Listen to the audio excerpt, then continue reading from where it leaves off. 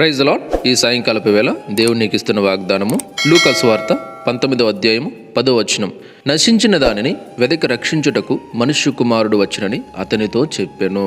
దేవుని వాక్యం ఏం చెప్తుంది? నశించిన దానిని వెదకి రక్షించుటకు ఆయన వచ్చాడని చెప్తుంది అన్నమాట. చూడండి, మన పితరుల దోషాలు, పాపాలు, శాపాలు అవి కూడా మనకి సంక్రమించాయి కాబట్టి, వారి రక్తాన్ని పంచుకొని మనం పుట్టాం కాబట్టి, మనం కూడా మన పుట్టుక పాపంతోనే మొదలైంది కాబట్టి మనం నశించిపోతున్న స్థితిలో ఉన్నాం. మనము నరకానికి దగ్గర అవుతున్నాం.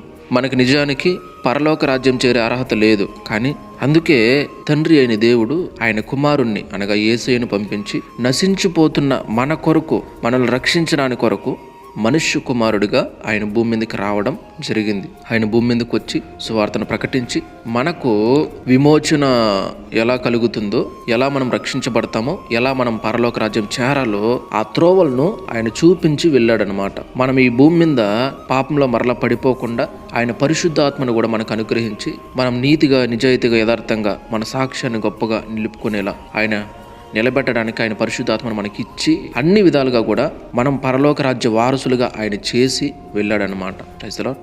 కాబట్టి మనం నశించిపోయే వారం అయినా కూడా యేసయ్య మన కొరకు వచ్చి ప్రాణం పెట్టి మనల్ని రక్షించాడు.